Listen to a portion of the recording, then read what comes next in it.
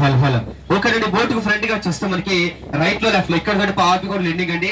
Just ఒక 1 minute లోనే మన బోట్ యూటర్న్ తీసుకోవడం జరుగుతుంది. ఓకేనా. అలాగే బోట్ స్ట్రైట్ గా లాంగ్ లో చూస్తే రైట్ సైడ్ కొండపైన ఒక విలేజ్ కనిపిస్తుంది. ఈ విలేజ్ ఎక్కువగా నైట్ స్టేయింగ్ చేస్తారండి. కొండపైన కనిపిస్తున్న and resorts night staying resorts అండి. ఓకేనా.